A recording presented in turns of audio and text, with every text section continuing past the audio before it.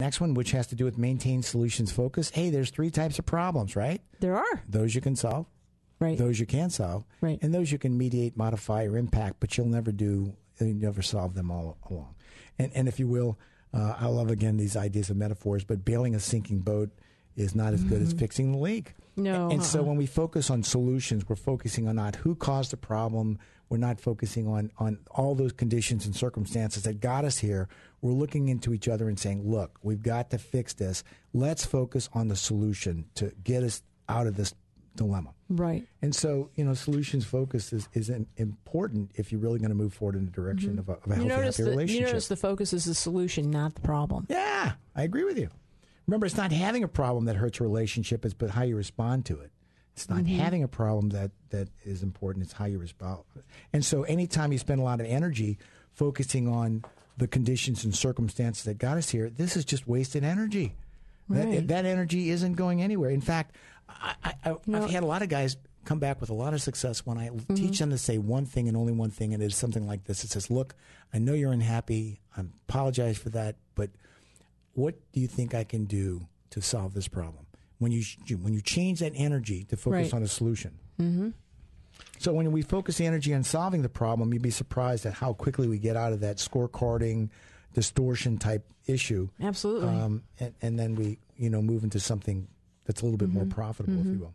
Right. We're going to move into the next. You have to remember that the right solution is seldom the easiest solution. So the thing that you want to do, the thing that's the easiest for you is probably not the right answer. I'm going to follow that up with another one. You ready for this one? Mm-hmm. Sometimes the thing that best needs to be done is not the thing you do the best. Hey, like that one.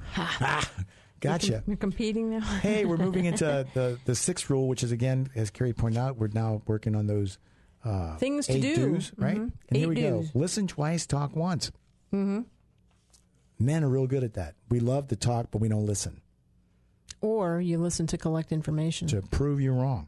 So, why are we such poor listeners? And I think a lot of it has to do with the most of us haven't learned how to listen. Well, it's a learned skill, Carrie. It is a learned skill, and it's not necessarily a requirement in a lot that we do every day. We do a lot of hearing. Right. But we don't do a lot of listening, and if you haven't paid attention, you don't listen, you hear. And you'll get this, because somebody will say, like for this, hey, dinner's ready. And everybody hears that, but that doesn't mean that they listened to actually put themselves into gear to move in to come eat dinner, right? They heard it, but they're not really listening. So haven't you ever noticed that the best friends that you have are those people that listen to you and don't make any critical judgments? They let you know that they heard you. They acknowledge you. Mm-hmm. They don't tell you how stupid your mistake was. They don't tell you what an idiot you are. They just listen. Mm-hmm. Those are your listening friends. So I'm going to get you into this idea of listen twice, talk once, and it's something like understanding is mandatory, agreeing is optional. Can you work to understand? Can you ask questions that are for the purpose of clarifying the message, and then get to that notion of that I understand what this is all about? Sure.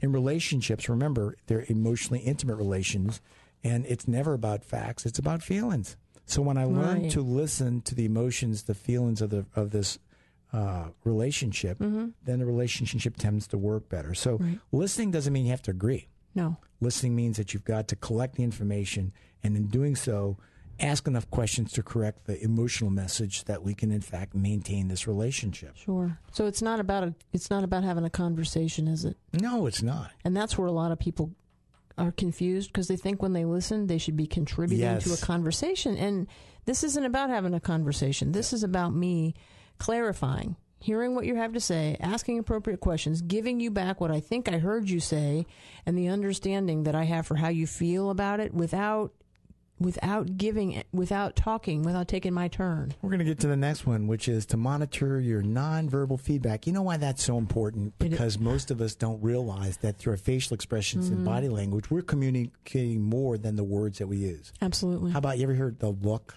Absolutely. Or the hand? I have at least 3 of those. The hand. But you have 3 looks.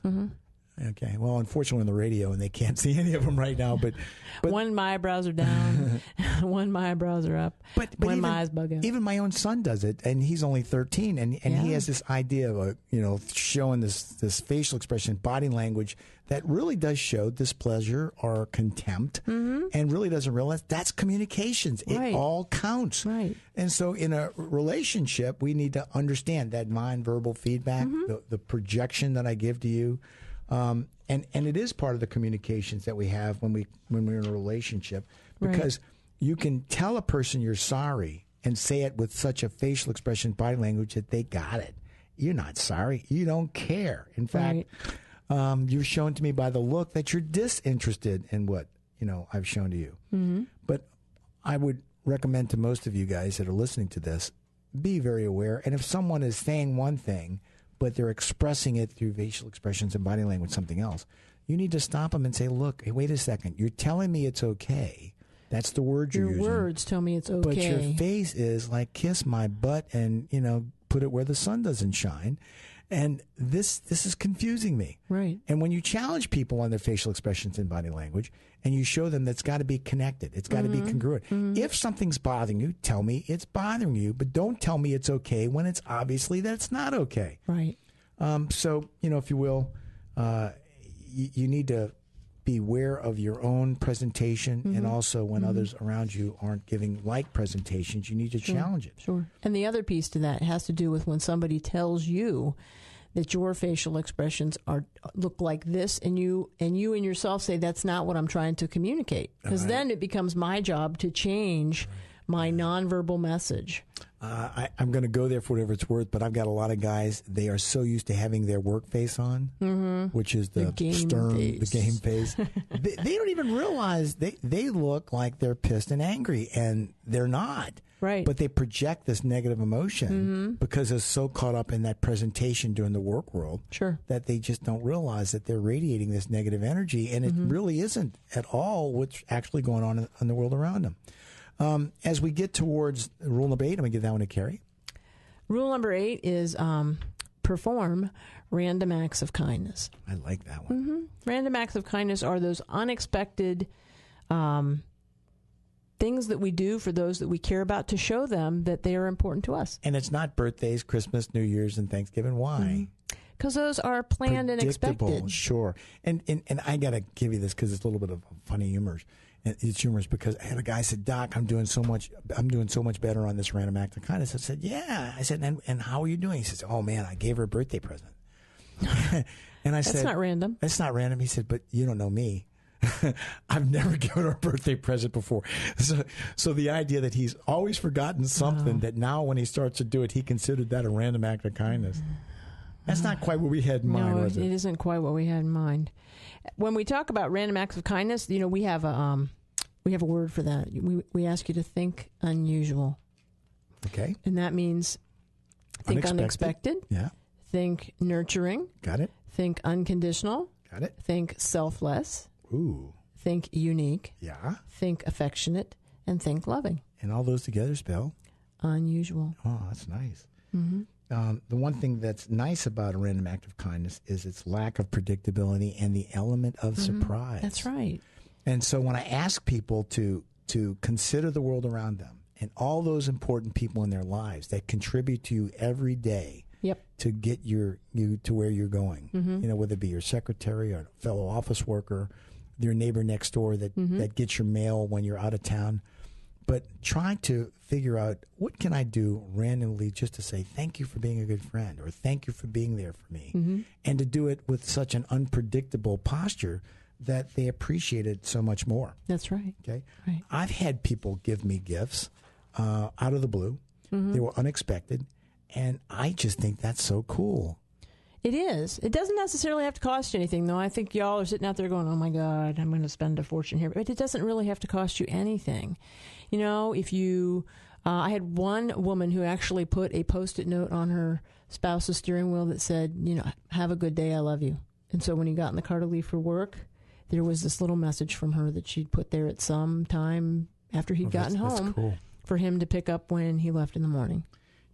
That's that nurturing, that affectionate, that just heartwarming, that, oh my God, that is so thoughtful. I run into a lot of men who are so used to the woman doing the emotional nurturing for the relationship, for the family, because she's responsible for the birthday cards and the Christmas cards. Still most of the time, yeah. He's disengaged more and more from any contribution to the idea of randomness and gifts, that they just have this positive expectancy that she's going to do everything. That's still true. So maintaining a love relationship requires that you find ways that you show appreciation to your partner, and that you find an encouraging way to affirm that you're committed, that you're going to find some way of validating those contributions that your partner makes, and letting them know that you appreciate what they look like. Yeah.